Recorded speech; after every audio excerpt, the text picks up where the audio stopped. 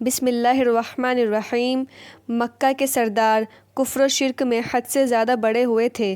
وہ ان غریبوں کو جن کے دل اسلام کی طرف جھک گئے تھے مسلمان ہونے سے روکتے تھے، اور جو مسلمان ہو گئے تھے انہیں لالچ دے کر، دھمکی دے کر اپنے باپ دادا کے مذہب میں واپس لانے کی کوشش کرتے تھے۔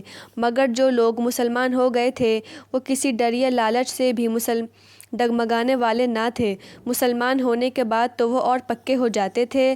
ان حالات میں حضور صلی اللہ علیہ وسلم نے ایک بار سوچا کہ طائف جا کر اسلام کی تبلیغ کی جائے۔ طائف مکہ سے صرف 3 منزل یعنی 60 کوس کی دوری پر ایک آباد شہر تھا۔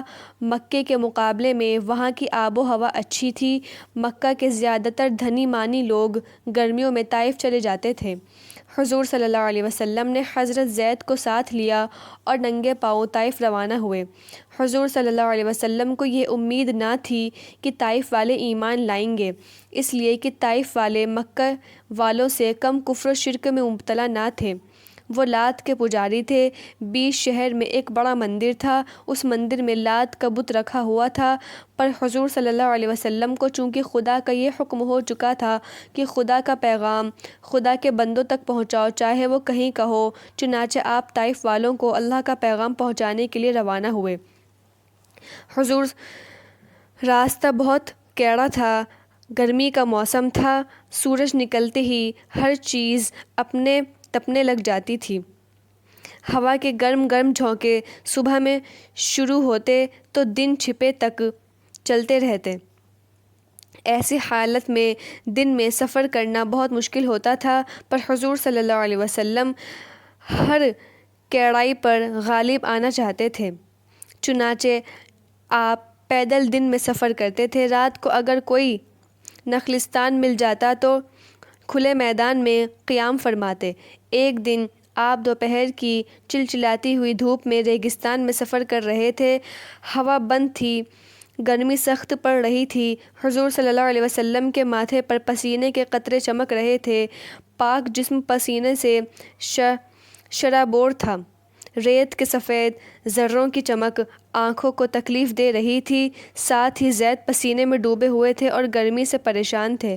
انہوں نے حضور صلی اللہ علیہ وسلم سے عرض کیا، اے اللہ کے رسول صلی اللہ علیہ وسلم، میں بہت زیادہ تھک گیا ہوں، گرمی نے الگ پریشان کر رکھا ہے، اور اجازت ہو تو کہیں بیٹھ کر تھوڑی دیر آرام کر لیں۔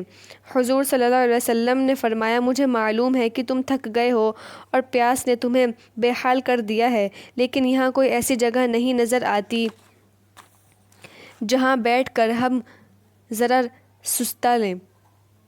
تھوڑی دیر اور چلے، شاید آگے کوئی ایسی جگہ مل جائے جہاں ٹھہر کر دم لے سکیں۔ چلیے، زید نے کہا، اور دونوں روانہ ہوئے۔ کچھ دور تک چل کر ایک کھلے میدان میں پہنچے جہاں ہر طرف ریت ہی ریت بکھری ہوئی تھی۔ البتہ سامنے کچھ فاصلے پر کھجوروں کے پیڑ کے سائے میں کچھ خیمے نظر آئے۔ حضور صلی اللہ علیہ وسلم نے فرمایا، زید دیکھو، وہ سامنے نخلستان ہے، جلد وہاں پہنچ کر کچھ آرام کریں گے۔ دونوں تیز تیز قدموں سے آگے بڑھے۔ جب نخلستان قریب رہ گیا تو بھیڑوں کے ریوڑ چڑھتے نظر آئے۔